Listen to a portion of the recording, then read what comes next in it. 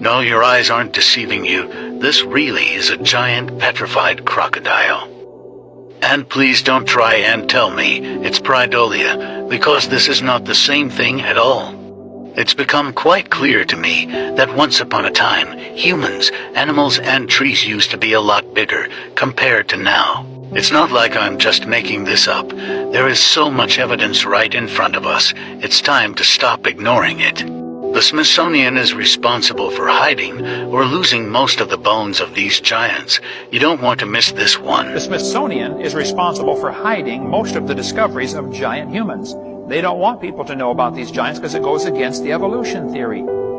This skull used to be on display in Winnemucca, Nevada until a few years ago when they took it down. It's in the basement. You have to specially ask to see it. A giant human skull. Here's a normal human thumb bone. Underneath is a giant human thumb bone. We've got a replica of a thigh bone in our museum from a guy that would have been about 13 feet tall. If you meet a guy like that, call him sir. These jaw bones are on display at a hotel in Turkey, 6.5 inches across the TMJs. Any one of you could put your head inside the jaw and bounce it around.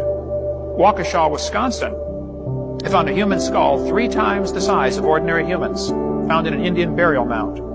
Roman Emperor Maximus was 8'6", 2,000 years ago, where we get our word maximum from. When the Mexicans, Cortez, went to Mexico and conquered part of it, the people who lived there said, oh, there used to be giants that lived on this continent.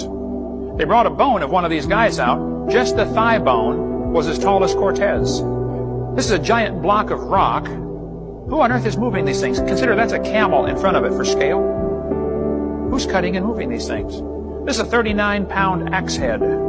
Swing a 10-pound sledge for a few minutes and see why I'm wondering who's swinging a 39-pound axe head. And in Guam, they have a legend that the giants used to live on the island of Guam and built these big latte stones over there. In Indiana, 8 giants were found ranging from 8 to 9 feet long wearing heavy copper armor. The museum was not interested in them. Why would a museum not be interested in 9-foot skeletons to put on display? Could it be that there's a theory called evolution which says we started off small and we're getting bigger? Which makes us feel important, of course, you know. We're evolving. Ye shall be as gods. You're getting better. Could it be the truth is exactly the opposite? People were much bigger before the flood and now we're getting worse? And maybe they're trying to hide that?